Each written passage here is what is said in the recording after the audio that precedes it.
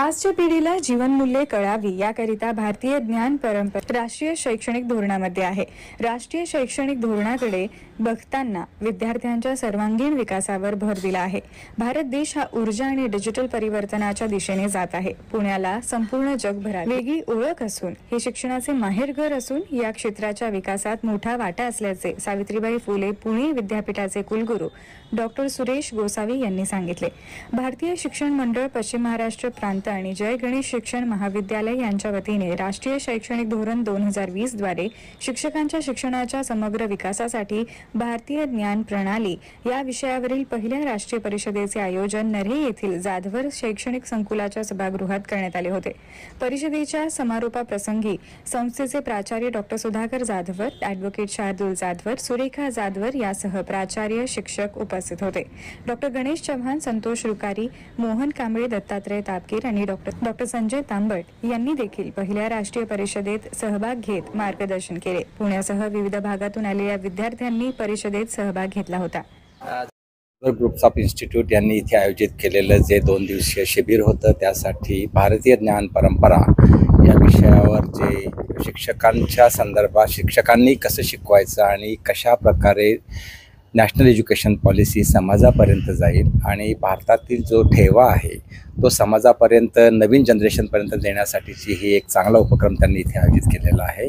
सावित्रीबाई फुले पुणे विद्यापीठाच्या वतीने मी त्यांना शुभेच्छा देतो। एज्युकेशन पॉलिसी जी आलेली आहे 2020ची त्याचं आज यावर्षी 5 वर्ष कंप्लीट होत आहे आणि याच्यामध्ये ती माझ्या दृष्टीने सर्वांगीण आहे।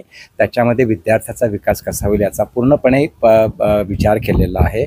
मला वाटतं त्याचे फळं साधारणतः पहिली बॅच बाहेर ज्यावेळेला येईल त्यावेळेला नक्कीच बाहेर येईल, त्यावेळेला आपल्याला कळेल की ती कशी सर्वांगीण आहे। आपल्याकडे थोडा ॲक्सेप्टन्सला वेळ लागतो आणि मला वाटतं आता सर्व शिक्षकांनी त्याला ॲक्सेप्टन्स दिलेला आहे, संस्थांनी ॲक्सेप्टन्स दिलेला आहे आणि आत्ता ह्या वर्षीची जी पहिली बॅच ज्याला एखाद्या विद्यार्थ्याला जर बाहेर जायचं असेल डिप्लोमा घेऊन तर त्यावेळेला आपल्याला लक्षात येईल की त्याचं खरंच फलित किती चांगलं आहे। तर त्या दृष्टीने नक्कीच नॅशनल एज्युकेशन पॉलिसी ही विद्यार्थ्यांच्या दृष्टीने खूप चांगल्या पद्धतीने राबवली जात आहे। शिक्षकांचं अपग्रेडेशनचं आपल्याकडे FDPच्या थ्रू आपण करतोच आहोत, पण नॅशनल एज्युकेशन पॉलिसी राबवत असताना जे आपण शिक्षकांपर्यंत प्राचार्य संस्था यांच्यापर्यंत वेगवेगळे जे उपक्रम राबवले त्यांच्याशी संवाद साधला त्यातनं त्यांचं अपग्रेडेशन झालेलंच आहे असं मला वाटतं। खरं तर मी काल सांगितल्याप्रमाणे या कार्यक्रमाला फार मोठ्या प्रमाणावरती अनन्यसाधारण असं महत्त्व आहे।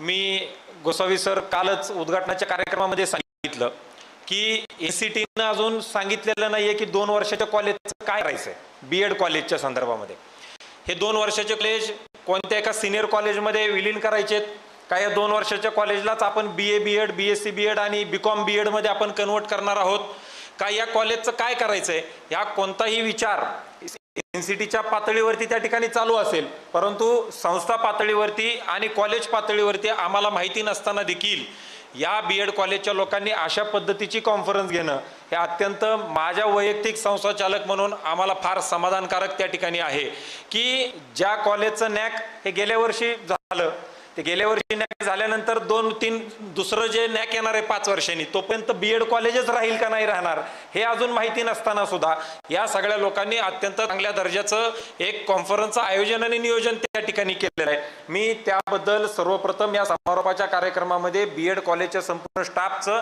आणि त्यांच्या प्राचार्यांचं मनापासून खूप खूप अभिनंदन व्यक्त करतो की याच्यामधून शिक्षणाप्रतीचे असलेले आपलं जे डेडिकेशन आहे हे डेडिकेशन तुमचं त्या ठिकाणी दिसतं आणि येणाऱ्या कालावधीमध्ये जोही निर्णय NCTचा असेल आणि शासनाचा असेल त्याच्यामध्ये हे कॉलेज अत्यंत चांगल्या पद्धतीने विलीन व्हायचं असेल तर सिनियर कॉलेजमध्ये विलीन होईल किंवा याच कॉलेजला BA BEd BCom BEd BSc BEd जर करायचं झालं तर त्याची तयारी संस्था पातळीवर अत्यंत चांगल्या पद्धतीने राहील हा विचार या सगळ्या लोकांच्या डोक्यामध्ये मोठ्या प्रमाणावरती मला त्याच्यामध्ये तो दिसतो आणि म्हणून मी त्यांचं सर्वप्रथम पुनश्च एकदा अभिनंदन व्यक्त करतो।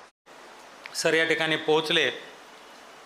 सर आम्हाला अभिमान वाटतो की आपण सामान्य कुटुंबातून येऊन पुणे विद्यापीठासारख्या विद्येच्या माहेरघरामधील विद्यापीठामध्ये अत्यंत चांगल्या पद्धतीनं काम करत आहात।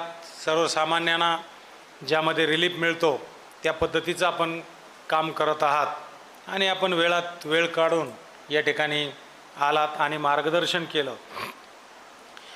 2 दिवसामध्ये तुम्ही विविध वक्त्यांची व्याख्यानं या ठिकाणी ऐकली, चर्चासत्र ऐकली, तुम्ही काही प्रश्न उत्तरही केली असतील, तेही तुम्ही या ठिकाणी त्यामध्ये भागी झालात. कुठलंही चर्चासत्र यशस्वी व्हायचं असेल तर 2-3 गोष्टी महत्त्वाच्या असतात. एक असतो व्हेनू, दुसरा असतो मेनू आणि तिसरा असतो चांगलं व्याख्यान. तर ह्या तिन्ही गोष्टी चांगल्या व्हाव्यात यासाठी आम्ही प्रयत्न केला.